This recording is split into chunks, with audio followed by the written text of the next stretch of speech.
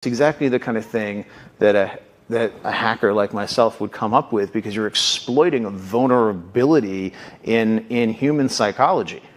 And I think that the inventors, creators, and it's me, it's Mark, it's Kevin Systerman, Instagram, it's all of these people, understood this consciously, and we did it anyway. Providing companies with the funding to bring those technologies to market.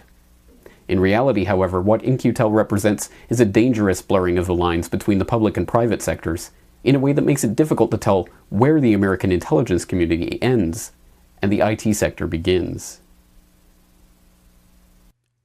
In-Q-Tel has generated a number of headlines since its inception based on what can only be described as the creepiness factor of its investments in overtly Orwellian technologies. In 2004, KM World published an interview with Greg Peeps, then In-Q-Tel's Senior Director of Federal and Intelligence Community Strategy, about some of their investments. Peeps was especially proud of the CIA's investment in Ingzite, a company that offered software for data mining unstructured data sources like blogs and websites with analytical processing.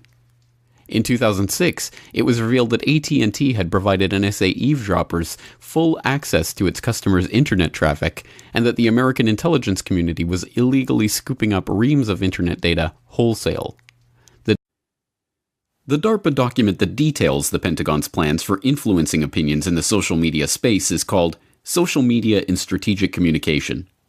DARPA's goal, according to their own website, is to develop tools to help identify misinformation or deception campaigns and I think if anyone just looks at the logic of who owns this and why, and these databases that are so important to the government to be able to cross-reference, if they're developing, or they've developed already, the health software with this company, and they are crossing that with your social component, it won't be long before, just like in China, you don't get a job, because the employer now can look at your health, your things that you like.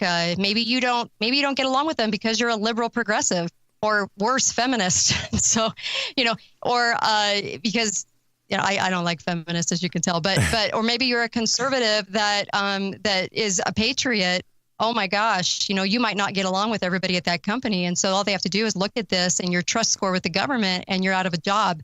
There's a reason they're putting in, 20 million cameras in China up until the year, for the next 2 years, 2020, is because they want to make sure and up the credibility of their social score, their trust score, if you will, so that it can absolutely hit you in the pocketbook. It can actually take away your ability to work. And what's more scary to the American people than that? And we are moving in that direction. We're just not doing it overtly. In China, of course, they know the government's doing it. Here, it's a facade. It's the government doing it, but they're just doing it through the mediums in which we've all joined, which they made it very easy to join, and obviously very visual and very alluring. And also, there's a reason that Google kicked Yahoo's butt. There's a reason that Google came to the forefront very quickly. And I can't believe people still believe that it's these two guys. They always want to make it the cute little entrepreneur story, it's two guys just started this, or Zuckerberg just started this, and nothing could be farther from the truth if you start to look at all their projects that they've done with the CIA. So, is there anything we can do? I mean, you've gotten into this quite heavily. For example, let's just say if you decide not to even go on Facebook or have a presence on Facebook or Twitter or any of the social networking sites, will that save you or save us, or what happens? I don't know. Okay. All I do know is that we are very industrious people. We think ahead, and we have gotten ourselves out of situations before. Look at the Underground Railroad. Look at the types of things that we've developed when we couldn't do what we wanted to do, and the American people sort of said, okay, this is what we'll do. We'll do something that, we understand, and we will develop this. We're going to have to start developing something, because I always feel like we are on the defense. We've got to be a little bit more on the offense in figuring out what we're going to do when X is pulled and B is pulled and A is pulled, because it's coming. We know that. So what are we going to do? Can conservatives start their own channel? Can, maybe we don't have to interact with every liberal on Facebook or Twitter. And so maybe conservatives start something else or do something else so that we have a fail-safe, because we know it's coming down the pike. Of course, they got to silence these voices because this is the only medium that is getting through to people. It's funny. I had a caller call in. He's kind of a CNN junkie. I mean, everything the CNN says he believes. And he said, Trump is a dictator and he's taken away our First Amendment because he called the media the enemy of the people. And I went, but the media is the enemy of the people. They've been controlled for eons. Everything you're hearing out of their mouths is half truths or total, a total lie. And he goes, but he called them the enemy of the people, the press. And I said, yes, he's calling it out. He didn't. By the CIA, who are contributing to a major circulation American journal. We do have people who submit pieces to American journals. Do you have any people paid by the CIA who are working for television networks? This, I think, gets into the kind of getting into the details, Mr. Chairman, that I'd like to get into in executive session. This parallel government, rogue government, shadow doesn't really have any wires. It doesn't have, no one owns it. No one controls it. But now we all get to go to it for free. I feel liberated. Don't you feel liberated? These mythologies have been created around every piece of this story from the mythologies. Beginning. Yes. These are modern digital mythologies that are such nonsense that if you look into them, it will just make you want to vomit because they aren't even creative with these mythologies. They couldn't have picked a worse student at Harvard to say created the social network invention of our time. Dude Zuckerberg was a failure. He was sued by everyone involved in it and has lost most of those cases. And yet he is one of the richest men in the world and wants to run for president.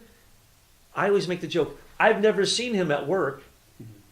When did this man who basically changed our world, he doesn't even work anymore. He says he doesn't write code. He's not interested in it. That's another mythology. I mean, that mythology was created by the social networking movie and a book called The Facebook Effect. So it was pretty easy for them to actually create this mythology.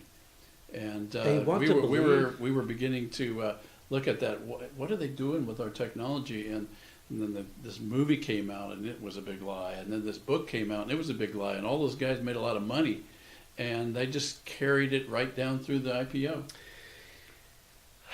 Bezos, Thiel, Zuckerberg, and all the other young, beautiful guys who put on their Nikes and go for a run and only wear T-shirts and have bad attitudes, they are the mythology. And you, look at you. You're just a brilliant old engineer who worked with people, gathered $20 million together, 145,000 hours invested. Right. Did I mention $20 million invested? Did I mention all your shareholders? Did I mention all the patents you had before you have afterwards? Did I mention your copyrights? Did I mention Zuckerberg has nothing? He says he did it in a week during finals with a keg of beer. Okay. That is the stupidest mythology ever. Here's the truth. You're sitting in front of us. I don't know how you don't just explode as you look at the deprecation of what you thought was going to free people, but in fact has bound people to psyops from the CIA, NSA, counterintelligence, FBI, straight from the White House, from the U.S. Digital Service, on down the line. I would go out of my mind if I was you. Seriously. Well, let's put it this way. I've decided that I'm going to take it one day at a time, and I'm a Christian, and I believe that God puts us in circumstances in our life for a reason.